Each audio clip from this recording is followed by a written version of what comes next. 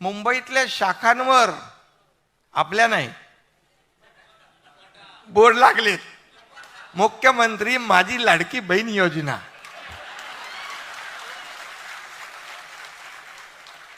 चांगलं आहे. इकडे म्हणायचं घटनाबाह्य मुख्यमंत्री, असंवैधानिक मुख्यमंत्री, घटनाबाह्य सरकार. योजनांना तुम्ही बोर्ड लावता बरोबर. ठीक आहे, चांगलं आहे. पण किती काय केलं तरी त्या लोकांना माहीत आहे की देणारे कोण आणि घेणारे कोण. त्यामुळे आमचं सरकार हे दोन्ही हाताने देणारं आहे आणि देत राहणार. आज 3 गॅस सिलेंडर. आता बघा, एका घरात 2 भगिनींना आपण देणार म्हणजे 3,000 रुपये महिन्याला, आणि एका बहिणीला 3 गॅस सिलेंडर, हे 6 झाले. आता चिंताच गेली ना पंकजाताई, बरोबर ना? चिंता गेली. चिंता करणारं हे सरकार आहे.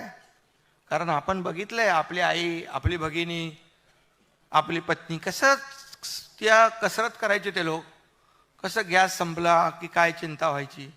आता म्हणून हे सरकार जनतेचं, माझ्या भगिनींचं चिंता करणारी आहे.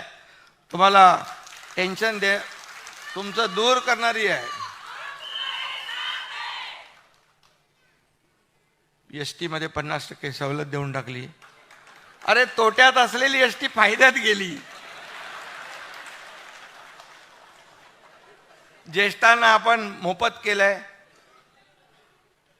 आज भगिनींसाठी देखील, या बहिणींसाठी देखील आपण बघा, त्याच्यामध्ये सगळ्यांनाच देतोय ना.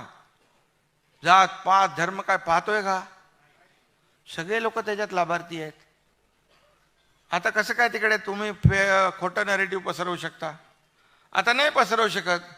ते बोले, काही लोक आता बोलतील आमची चूक झाली, तरी चूक केली तरी हे लोक आम्हाला देत आहेत. हे असे लोक कुठं भेटणार? असं सरकार कुठं भेटणार?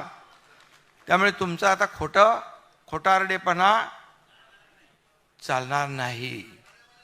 फक्त एवढंच आहे, कोणाचं ते नाव घेत आहे बघा,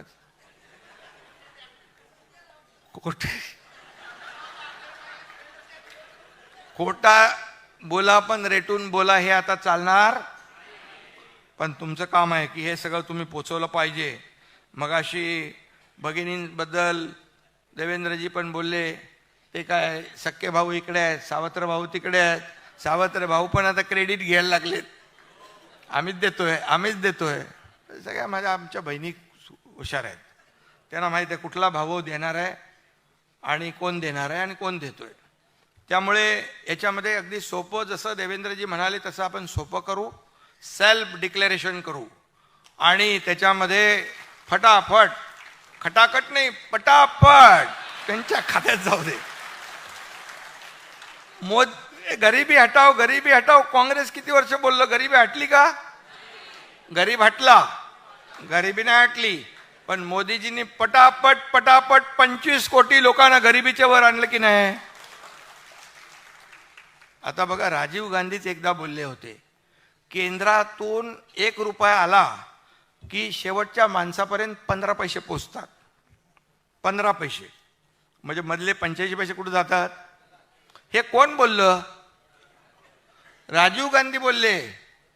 आता जर ते सरकार असतं तर हे 1500 रुपये आपण थेट देतोय डायरेक्ट, म्हणजे 3000 रुपये महिन्याला, 18,000 रुपये, 18 दुने 36,000 रुपये एका घरात, हे डायरेक्ट.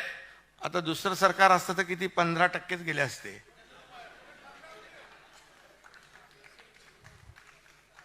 पण त्यामुळे लोकांनाही माहिती आहे की, आणि म्हणून मगाशी सांगितल्याप्रमाणे मधला एजंट कोण एक तलाठीमध्ये त्यांनी काहीतरी पैसे मागितले.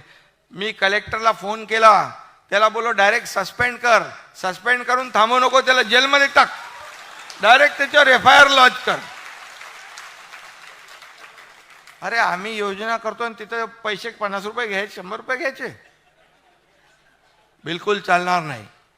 आणि याला कलेक्टर, सगळ्या जिल्हाधिकाऱ्यांनी पण सांगितलंय की इथं कुठेही खाली कोणी आमच्या भगिनीला आडवत नडवत असेल तर त्याचा बरोबर बंदोबस्त करायचं काम कोणाचं आहे?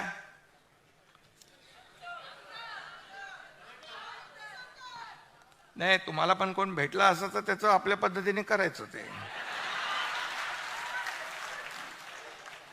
शेवटी पैसे आपल्या भगिनीच्या खात्यात गेले पाहिजेत, हा आपला उद्देश आहे. आता बघा, 3 पक्ष 4 पक्ष आपलं महायुतीत आहे. उद्देश आपला काय आहे? आपल्या लाडक्या बहिणीच्या खात्यात पैसे पोचवणे.